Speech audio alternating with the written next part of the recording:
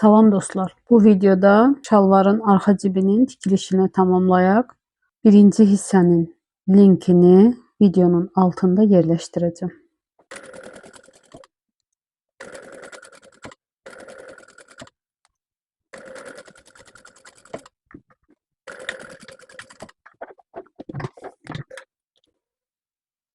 Tikişimizi tamamladıq.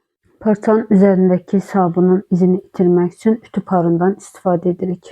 Keçən videomuzdan belə bir detal hazırlamışdıq. Bu detalın düz yüzünü şalvarın düz yüzündə yerləşdiririk və bu detalın bu hissəsini qaldırırıq, bunu yerləşdiririk. Bu detalın bu hissəsinin altında yerləşdiririk və iynə ilə bərkidirik.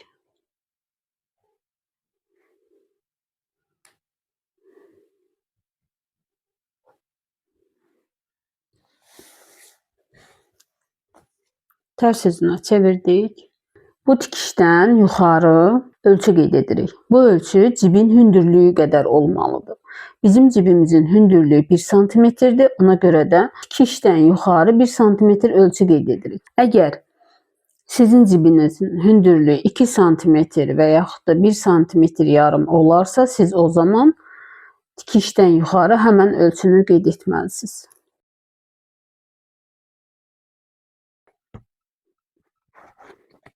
Və buradakı tikiş, bu tikişin eni qədər olmalıdır. Buna görə də bu tikişin sonluqlarını eyni qayda ilə o xəttin üzərində çəkirik. Və bu xətti tikirik.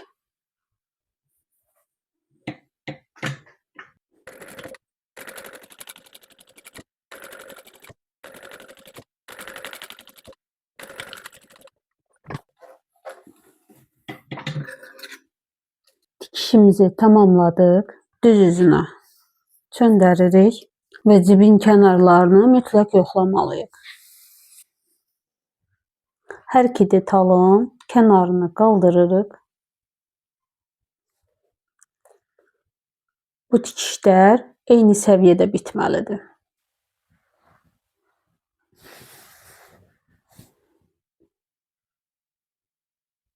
Bizim tikişlərimizin kənarları qaydasındadır. İndi isə cibimizi kəsirik. İlk növbədə ütüləyək, sabunun izi getsin. İki tikişin tən ortasından sabunla düz xətt çəkək. Və cibin qurtaracağını sabunla işarələyək. Bu xəttdən 1 santimetr və bu xəttdən 1 santimetr ölçü qeyd edirik. İçəri doğru ölçü qeyd edirik. Daha sonra bu kəsişən xəttdən bu tikişin son nöqtəsinə qədər bir xətt çəkirik. Eyni qayda ilə də bu biri tikişin son nöqtəsinə qədər bir xətt çəkirik.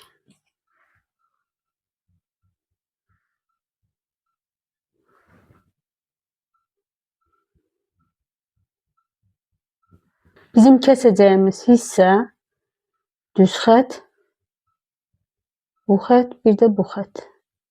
Eyni qayda ilə də bu xətt. Düz üzündə bu detalları bir-birindən kənarlaşdırırıq və əlimizlə tuturuq.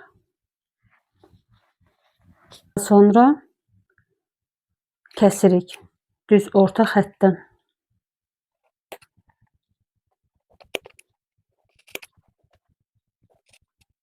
Bu xəttə çatdıqdan sonra bu xəttləri kəsirik. Küncünü daha dəqiq kəsmək üçün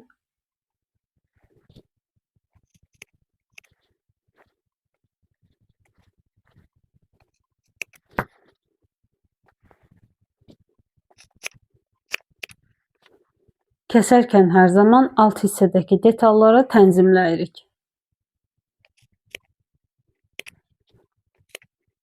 Bu tikişin son hissəsinə qədər kəsirik. Sadəcə tikişə toxunmayacaq şəkildə.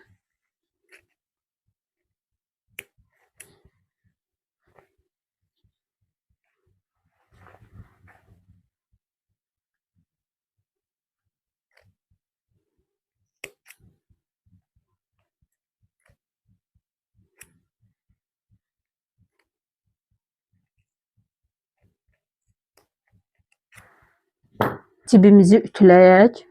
Üst hissədəki detalı kəsdiyimiz yerdən keçirib alt hissəyə doğru ötürürük.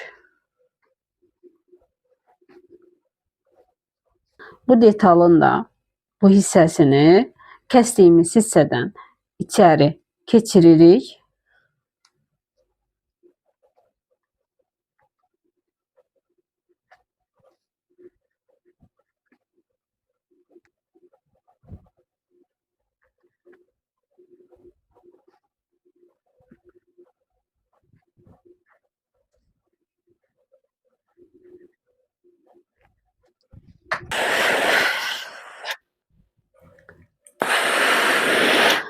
Tikişlərin izi qalmasın deyə ütünü parçaya təmas etdirmədən yuxarıda əlimizlə saxlayaraq sadəcə parı ilə ütüləyirik.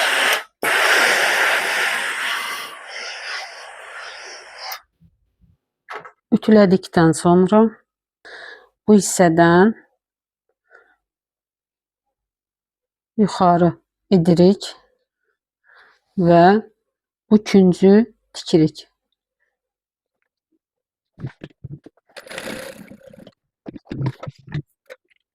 Eyni qayda ilə bu hissəni qaldırdıq və bu küncü tikirik.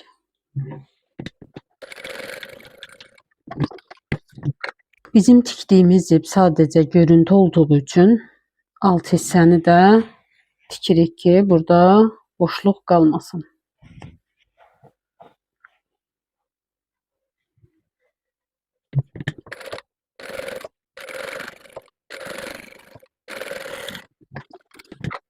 Daha sonra cibdə olan bu qalınlığı kəsib götürək.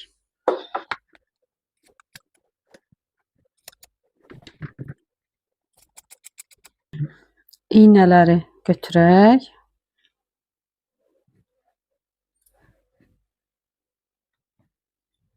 Astar hissəni iki qatlayaq. Bu şəkildə qatladıktan sonra hər iki tərəfi tikək.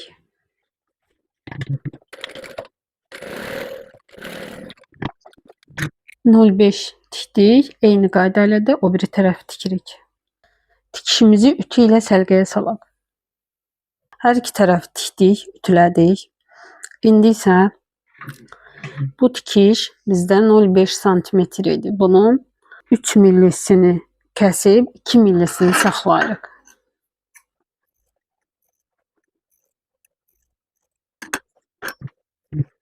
Bunu kəsdikdən sonra biz tikişi tərs üzünə çöndəririk. Yəni iç tərəfdən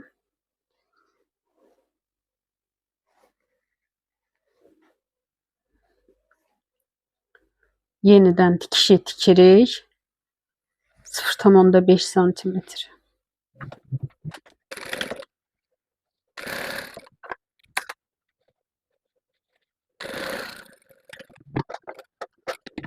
Tikişimizi tikdikdən sonra yenidən düz üzünə çeviririk.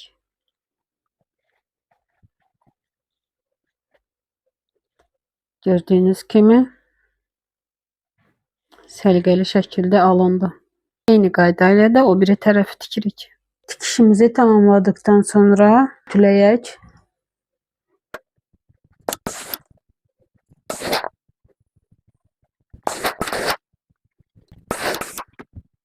Arxa cibi tamamladıq. Bu bizim cibimizin içəri hissədən olan görüntüsü. Bu isə bizim cibimizin düz üzündən olan görüntüsü. Şalvarın arxa hissəsində 2 cib və yaxud da bir dənə cib ola bilər.